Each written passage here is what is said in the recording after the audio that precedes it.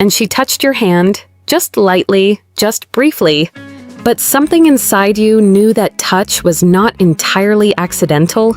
Or maybe there are moments when she asks you strange questions. Not about the weather, not about work, but things like, "Do you think I'm too sensitive?" Or, "I wonder if my true love will ever actually show up." You laugh it off, give a casual answer. And you have no idea that you just missed a signal. Today, we are not going to talk in vague terms. We are going straight into psychology, into what is really happening inside a woman when she has been lonely for too long, longing for too long, and does not know how to say it out loud. There are 4 signs, and the last one, I promise you, is something that 90% of men are reading completely backwards. Let us start with what science calls skin hunger.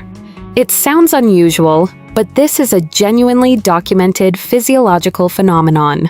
When human beings go too long without physical touch, the nerve receptors in the skin literally begin to starve. The body craves contact, not necessarily out of desire, but because touch is the most primal language of connection.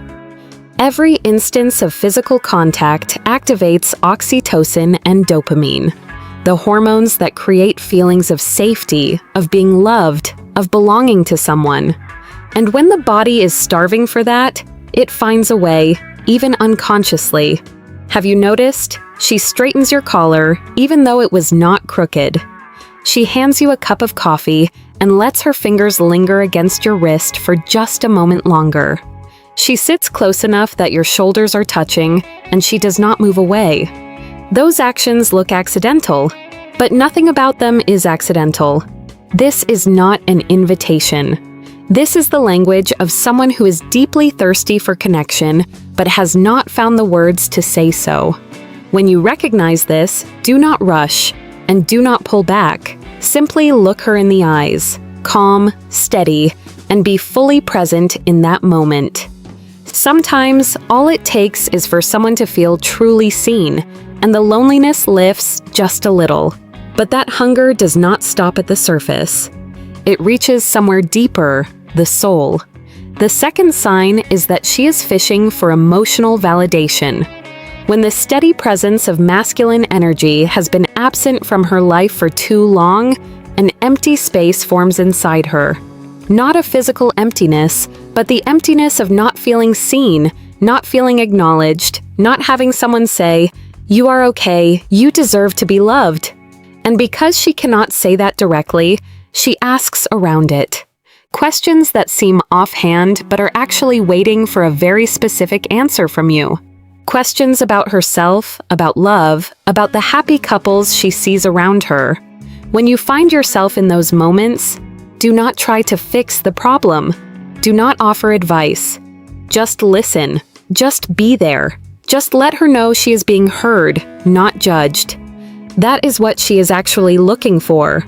Now we come to the third sign, and this is the one that, if you misread it, can easily cause offense without you even realizing it. The false armor of strength and the profound sensitivity underneath. Women who have been lonely for a long time tend to build a wall. On the outside, calm, independent, needing no one. On the inside, so fragile that even a small shift in your tone is enough to send her mind racing through an entire negative storyline.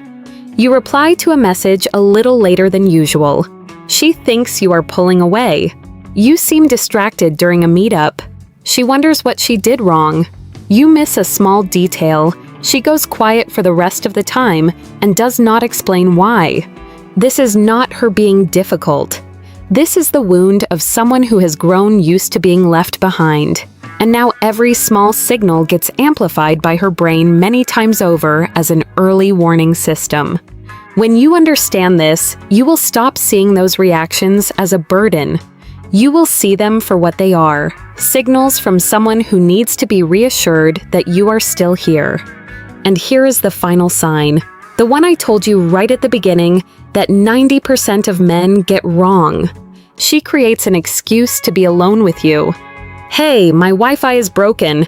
Could you come over and take a look? Can you come help me move this sofa? It is way too heavy for me to do alone. I am too scared to watch a horror movie by myself. Come watch it with me. You think these are ordinary requests for help, and sometimes you even feel a little inconvenienced because it is not a great time or because you are not sure how to respond. But here is the truth. She does not need you to fix the Wi-Fi. She needs you to be present in her space. She needs the feeling of having someone there, not physically, but emotionally. And because she cannot simply say, "I am lonely, please come be with me," she creates a reasonable reason for you to show up so that nobody has to feel awkward. This is emotional survival, and it deserves to be understood, not dismissed. Now, this is the moment I want you to actually stop and sit with, because there is one truth I have not said yet, and it is going to flip everything you just thought upside down. Do you know when a woman is most deeply craving connection? It is not when she is looking at you with soft eyes. It is not when she reaches out and touches your hand. It is when she starts picking fights with you. That sounds crazy, but this is very real anxious attachment psychology. Women who have been through significant heartbreak, when they begin to genuinely long for someone, do not open up right away. They test. They create conflict. They share their deepest wounds, not for you to fix, but to see whether you are solid enough to stay. That storm is not a declaration of war. It is a question. Are you someone I can actually lean on? And if you understand that, if you do not panic, do not fire back, do not walk away, then you have just answered that question in the most powerful way possible. So, from everything we have walked through today, 4 signs, 1 unexpected truth, the only thing I want you to carry with you is this. Women do not crave perfection. They crave safety. Safety to be fragile. Safety to take off the armor. Safety to say, "I am lonely," without the fear of being left. When you become the person who creates that space, you do not need techniques, you do not need strategy, you just need to truly be there, to truly listen, to truly be present. A flower does not bloom because it is forced. It blooms when it is watered the right way, at the right time, with something genuine. If this video helped you see women differently, more deeply, with more empathy, hit like so. I know this content meant something to you. And drop the number 15 in the comments if you have ever encountered that 4th sign in real life. The broken Wi-Fi excuse, the sofa that was too heavy, the horror movie watched alone. I am genuinely curious how many of you have stood at that door without knowing what the invitation actually meant. Subscribe so you do not miss next week's video. We are going deeper into this topic, how the first 10 minutes can unlock a woman's heart. And if you have a friend who is struggling to understand the woman in his life, share this with him. Sometimes getting just one thing right is enough to change an entire relationship.